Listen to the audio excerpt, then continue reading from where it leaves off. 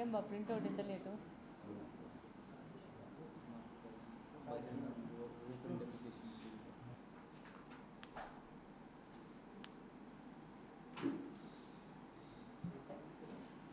అతను మా ఆకలితో ఉంది. మీరు దగ్గరికి రండి. కవర్ ఈరోజు మస్తు ఆకలి అవుతూ ఉంది. స్వచ్ఛ సర్వేక్షణలో ర్యాంకులను విడుదల చేసింది 2024 నుంచి 25 వరకు. అంటే మనం గెలిచిన సంవత్సరానికి ఈరోజు మన ర్యాంకుల్ని ప్రకటించడం జరిగింది. అందులో మన కడపకి రాష్ట్రంలో 3వ ర్యాంకు, అలాగనే జాతీయ స్థాయిలో 31వ ర్యాంక్ వచ్చింది. అంతకు మునుపు మనకి 58వ ర్యాంక్ వచ్చింది జాతీయ స్థాయిలో, రాష్ట్ర స్థాయిలో 6వ ర్యాంక్ వచ్చింది. ఈరోజు ఈ యొక్క door to door garbage collection, source segregation, garbage processing, open defecation,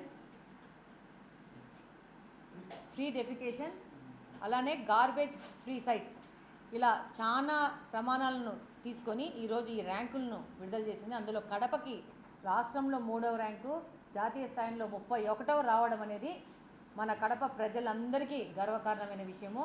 అంతేకాకుండా ఈరోజు లాస్ట్ టైం 58వ స్థానం నుంచి ఈరోజు 31వ స్థానంలో వచ్చామంటే ఈరోజు గత సంవత్సరం కాలంగా మన కడప స్వచ్ఛ కడప అనే ప్రోగ్రాం చేసుకుంటూ ప్రజలతో మమేకమయ్యి కార్పొరేషన్ సంబంధించిన సిబ్బందితో, అధికారులతో కలిసి ఈరోజు గట్టిగా ప్రయత్నం చేసి కష్టపడ్డాం కాబట్టి ఈరోజు మనము 58వ స్థానం, దాదాపు 100% ముందుకు వచ్చేసాం.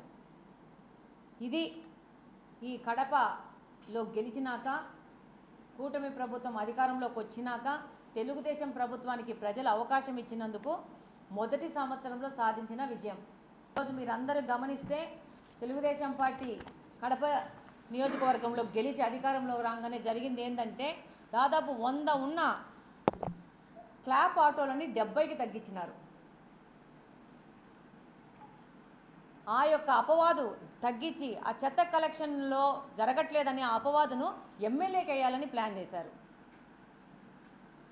ఈరోజు వాళ్ళు చేసిన చెత్త ఆలోచనలు ఎదుర్కొని వారానికి 2 రోజులు 2 డివిజన్లు ఎంచుకొని 6 గంటల నుంచి 9 గంటల వరకు మన కడప జిల్లా అధ్యక్షుడు శ్రీనివాసరెడ్డి గారి సహకారంతో, అలాగనే కార్పొరేషన్లోని కమిషనర్, అడిషనల్ కమిషనర్ గారి సహకారంతో, అలాగనే కార్పొరేషన్లో ఉన్న శానిటేషన్, హెల్త్ వర్కర్లు కానీ, ఎలక్ట్రిసిటీ కానీ, ప్రతి ఒక్క డిపార్ట్మెంట్ సహకారంతో ఈరోజు 3 గంటలు డివిజన్లో పర్యటిస్తూ ఈ యొక్క 3వ ర్యాంకు రావడానికి కారణము మనకు పట్టుదల, కృషి ఉంటే ఎవరు ఎన్ని అడ్డంకులు వేసినా, ఎన్ని దొంగ నాటకాలు ఆడుకున్నా దాన్ని ఎదుర్కోవడానికి సిద్ధంగా ఉన్నామని తెలియజేస్తున్నాను.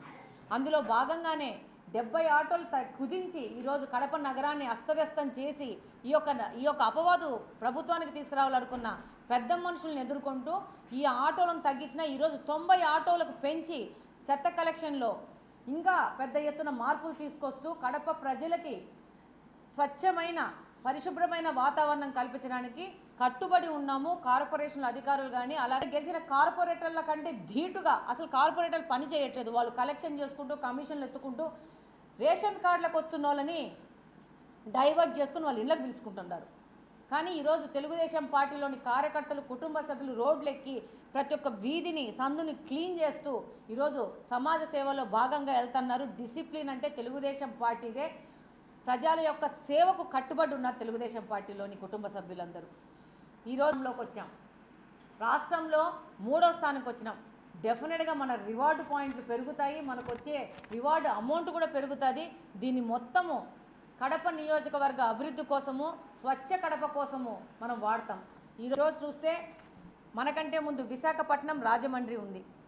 వాళ్ళ ఆ 2 కార్పొరేషన్లతో పోలిస్తే మన కార్పొరేషన్ చాలా చిన్నది, ఆదాయపరంగా చిన్నది, జనాభా పరంగా పెద్దది, అవగాహన పరంగా చిన్నది, సమస్యల్లో చాలా పెద్దది. వలయంలో ఉన్నాం మనం కార్పొరేషన్ పరంగా. అంటే మనకు సంస్థాగతంగా కొన్ని సంవత్సరాల నుంచి ఉన్న మన యొక్క పరిసరాలు, మన కాలనీలు ఎలా ఏర్పడిన వాటిలో ఆ రోడ్ల విస్తీర్ణంలో మనకు చాలా సమస్యలు ఉన్నాయి. ఎందుకంటే నగరాల కంటే చాలా పాత నగరం కడప నగరం. కాబట్టి వీటినన్నిటిని అధిగమిస్తూ ఈరోజు 3వ స్థానానికి వచ్చినామంటే అది మన గొప్పతనము, మన కార్పొరేషన్ గొప్పతనము, అది మన ప్రజల గొప్పతనము. ఇంకా ప్రజల్ని మమేకం చేస్తూ వాళ్ళని అవేర్నెస్ ప్రోగ్రామ్ తీసుకొస్తూ మన కడప, స్వచ్ఛ కడప మనం ఎలా సాధించుకోవాలా, ఈ యొక్క లిస్టులో 1వ స్థానానికి మనం ఎలా పోవాలనే దాని మీద డెఫినెట్గా రాబో కాలంలో పెద్ద ఎత్తున ఈ ప్రయత్నం ఇంకా పెద్ద ఎత్తున జరుగుతుంది. ఈ ఒక పకడ్బందీ ప్రణాళికతో సో మన కడప నుంచి కలెక్ట్ చేసుకున్న తడి చెత్త కానీ పొడి చెత్త కానీ సపరేట్ చేసి ఇచ్చే విధంగా పౌరులకి కౌన్సిలింగ్ చేసుకుంటూ ముందుకెళ్తాము.